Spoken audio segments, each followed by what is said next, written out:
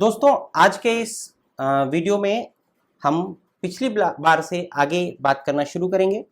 आज हम बात करेंगे जो वेस्ट हैं उनको किस तरह से कैटेगरीज में डिवाइड किया गया है, ये क्यों ज़रूरी होता है। क्योंकि जो वेस्ट का मैनेजमेंट है, जो उसका डिस्पोजल का पार्ट है, जो उसके ट्रीटमेंट का पार्ट है, वो इस पर डिपेंड करता है कि वो किस कैटेगरी का है। सबके अपने अलग अलग तरीके हैं, सबका अपना अलग अलग सिस्टम है। जैसे किसी को जलाया जाता है, किसी को ज़मीन में गाड़ा जाता है, किसी का केमिकल ट्रीटमेंट किया जाता है। तो इस तरह से अलग अलग जो वेस्ट मटेरियल है उसकी कैटेगरी अलग अलग की गई है। ये कौन कौन सी कैटेगरी हैं, इन्हें 10 कैटेगरीज में बांटा गया है और इनके अपने अलग अलग ट्रीटमेंट प्रोसीजर्स हैं। तो आइए देखते हैं ये कौन कौन सी कैटेगरीज हैं और इनमें कौन कौन से वेस्ट आते हैं। तो आइए देखते हैं कि कौन कौन सी कैटेगरी में इनको बांटा जाता है। सबसे पहले कैटेगरी 1। कैटेगरी 1 में आते हैं ह्यूमन एनाटॉमिकल वेस्ट। जो ह्यूमन एनाटॉमिकल वेस्ट है, इसके अंदर human tissues, organs, body parts, तो जो सर्जिकल प्रोसीजर्स हैं या एम्पुटेशंस हैं, इसमें जो पार्ट्स निकलते हैं उनको कैटेगरी 1 में रखा जाता है। इनका ट्रीटमेंट या डिस्पोजल कैसे करते हैं, तो इनको आइदर इंसिनरेट करते हैं। इंसिनरेशन क्या होता है ये हम आगे बताएंगे, या डीप बरियल, बहुत गहराई में ले आकर के इनको जमीन में दबा दिया जाता है। दूसरी कैटेगरी जो हमारी है वो है एनिमल वेस्ट की। एनिमल वेस्ट के अंदर एनिमल्स के टिश्यू, उनके ऑर्गन्स, उनके बॉडी पार्ट्स, उनके bleeding parts, fluids, blood, experimental animal जो यूज हुए हैं रिसर्च एक्टिविटीज में, उनसे रिलेटेड चीजें, वेटरनरी हॉस्पिटल्स के अंदर जो भी इस तरह के एनिमल टिश्यूज निकलते हैं, वो सारे, इनका भी जो मैनेजमेंट है वो वही है, सेम है। आइदर इनको इंसिनरेट कर देंगे या इनको डीप बरियल मींस गहरे गड्ढे में रख के दबा देते हैं। जो कैटेगरी 3 है उसके अंदर आते हैं वो चीजें जो लैब्स से रिलेटेड है, माइक्रोबायोलॉजिकल एंड बायोटेक्नोलॉजिकल वेस्ट। तो इसमें कौन कौन से हैं, जो लैब में कल्चर्स हैं या जो स्पेसिमेंस हैं माइक्रो ऑर्गेनिजम्स के, वैक्सीन्स हैं जिसमें चाहे वो लाइव वैक्सीन्स हो या एटन्यूएटेड वैक्सीन्स हो, ह्यूमन और एनिमल सेल कल्चर्स हैं जो रिसर्चेज में यूज किए गए हैं, इन्फेक्शियस एजेंट्स हैं जो रिसर्चेज में यूज किए गए हैं या इंडस्ट्रियल लैबोरेटरीज से निकल के आ रहे हैं, बायोलॉजिकल टॉक्सिन्स, डिशेज, डिवाइसेस, जो कुछ भी इस तरह के प्रोसीजर्स में यूज की गई हैं कल्चर्स को ट्रांसफर करने या इनमें, वो सारे के सारे इसमें आते हैं। इनके मैनेजमेंट में हमें ध्यान रखना पड़ता है कि इनको हम लोकली ऑटोक्लेव कर देते हैं वहीं पर, या माइक्रोवेव्स का इस्तेमाल किया जाता है, या इंसिनरेट करते हैं। इन्हें हम बरियल के लिए नहीं ले जाते हैं। रीजन क्या है कि ये हाईली इन्फेक्शियस चीजें होती हैं, तो इनको पहले हमें प्रॉपरली मैनेज करना जरूरी होता है। इसके बाद आती है कैटेगरी 4। कैटेगरी 4 में वो सारी चीजें आती हैं जो शार्प्स हैं। शार्प्स का मतलब क्या हुआ, जो अगर हम आयुर्वेद की बात करें तो अस्त्र शस्त्र, जो ऐसी धारदार चीजें हैं जिसमें नीडल्स हैं, सिरिंजेस हैं, स्कैल्पेल्स, ब्लेड्स, कांच के आइटम्स, ग्लासेस, जो पंक्चर कर सकते हो बॉडी में या कट्स लगा सकते हो। तो इसमें दोनों तरह की चीजें आती हैं, आइदर यूज्ड या अनयूज्ड। अगर हमने यूज कर लिया है तो भी, और अनयूज्ड है और उन्हें हमें कहीं डिस्पोज ऑफ करना है तो भी, ये सारे आते हैं इसके अंदर। तो वेस्ट शार्प्स आते हैं कैटेगरी 4 में।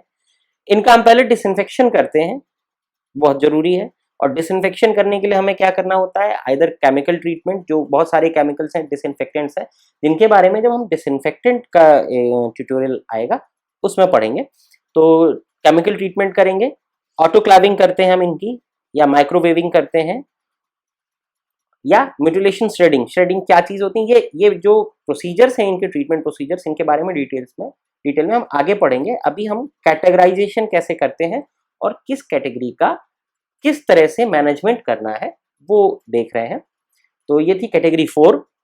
अब आते हैं कैटेगरी 5 पे। कैटेगरी 5 में मेडिसिन और साइटोटॉक्सिक ड्रग्स आती हैं। तो कौन सी मेडिसिन है इसमें, वो मेडिसिन है जो डिस्कार्डेड है, मीन्स जो आउटडेटेड है, दैट इज एक्सपायर्ड मेडिसिन हो गई, या कंटामिनेटेड हो गई, या डिस्कार्डेड मेडिसिन हो गई। साइटोटॉक्सिक जो भी ड्रग्स हैं जो भी हम यूज कर रहे हैं अपने हॉस्पिटल या सेटअप के अंदर, वो सारे के सारे कैटेगरी नंबर 5 में आएंगे। और इनका हमें कैसे करना है, इंसिनरेशन, डिस्ट्रक्शन और प्रॉपर लैंडफिल्स के अंदर इनको जो है बरी कर देना है, दबा देना है। फिर आती है कैटेगरी 6। कैटेगरी 6 में सॉलिड वेस्ट आते हैं बेसिकली। कैटेगरी 6 और कैटेगरी 7 दोनों में सॉलिड वेस्ट आते हैं, पर जो कैटेगरी 6 के सॉलिड वेस्ट हैं वो हैं जिसमें बेसिकली लिनेंस एटसेट्रा है। तो ये कौन से हैं? जो ब्लड या किसी तरह का जो फ्लूइड है जो माइट बी इन्फेक्शियस हो सकता हो, ऐसे फ्लूइड्स से कंटामिनेटेड हुए कॉटन्स हैं, ड्रेसिंग्स हैं, या प्लास्टर कास्ट हैं, या लिनन जिसके अंदर पर्दे, चद्दरें, ये सारी चीजें आती हैं, या अदर मटेरियल जो इस तरह के किसी ब्लड या और फ्लूइड से कंटामिनेटेड हुआ हो, तो वो सॉलिड वेस्ट इस कैटेगरी में आता है, दैट इज कैटेगरी 6। फिर आती है कैटेगरी 7। कैटेगरी 7 में हमारे ये भी सॉलिड वेस्ट है, बट इसमें वो हैं जो ट्यूब्स हैं या कैथेटर्स हैं या आईवी सेट्स हैं, ये सारे आते हैं कैटेगरी 7 में। कैटेगरी 6 और 7 इनमें अलग अलग तरीके से इनका डिस्पोजल होता है, incineration, autoclaving, microwaving, chemical treatment और श्रेडिंग। तो कैसे कैसे इनके ये क्या चीजें हैं ये हम आगे पढ़ेंगे। अब आते हैं कैटेगरी 8 में। कैटेगरी 8 बेसिकली इसमें लिक्विड वेस्ट आते हैं, जो वेस्ट वॉशिंग, क्लीनिंग या हाउसकीपिंग एक्टिविटीज या डिसइंफेक्शन का जो प्रोसीजर है, उन एक्टिविटीज में जो लिक्विड्स जनरेट हो रहे हैं, तो इनको क्या करते हैं, इनका केमिकल ट्रीटमेंट करके ड्रेन्स में डिस्चार्ज कर दिया जाता है। विदाउट केमिकल ट्रीटमेंट इनको नहीं डिस्चार्ज किया जाता, बिकॉज ये सारे के सारे उस पर्टिकुलर एरिया का जो भी इंफेक्शियस मटेरियल उसको कैरी करते हैं, इसलिए इनका खुद का डिसइंफेक्शन करना भी जरूरी होता है।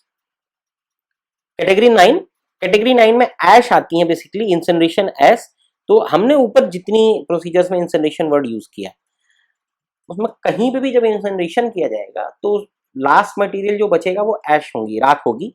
तो इस ऐश को भी हमें मैनेज करना होता है, डिस्पोज ऑफ करना होता है, और इसको हम करते हैं जो म्युनिसिपल लैंडफिल्स हैं या यहाँ पे ले जाकर के हम डिस्पोज ऑफ करते हैं। ये थी कैटेगरी 9। अब आते हैं कैटेगरी 10 पे।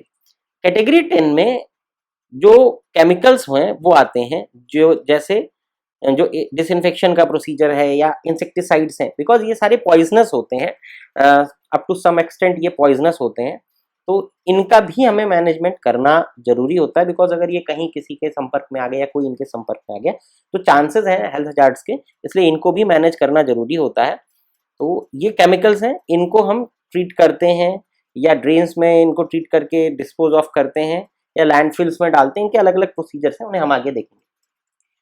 अब हम बात करते हैं जो हॉस्पिटल में हमारे ये सारा का सारा हमने कैटेगरी तो बता दी, बट ये ऐसा नहीं है कि एज इट इज इसको हम सीधे डिस्पोज ऑफ कर देते हैं। उससे पहले इनका हमें स्टोरेज करना होता है। तो स्टोरेज कैसे करना है ये हम देखेंगे अगले ट्यूटोरियल में। धन्यवाद। तो दोस्तों, अभी हमने देखा कुल 10 कैटेगरीज में इन्हें डिवाइड किया गया है, और ये 10 कैटेगरीज जो हैं इनके अपने अलग अलग ट्रीटमेंट प्रोटोकॉल्स हैं। आगे हम देखेंगे इनका स्टोरेज और सेग्रीगेशन कैसे किया जाता है, और इनका मैनेजमेंट कैसे किया जाता है, जो मैनेजमेंट के प्रोसीजर्स हैं वो क्या क्या हैं। इस तरह के इंफॉर्मेटिव वीडियोस हम आपके लिए लाते रहेंगे, इसलिए हमारी आपसे रिक्वेस्ट है, आप हमारे इस चैनल को जियोफिट आयु केयर को सब्सक्राइब करिए और नोटिफिकेशन ऑन करिए, जिससे जब भी इस तरह का कोई वीडियो आए आपको तुरंत इन्फॉर्म हो और आप उसको देख सकें। नमस्कार।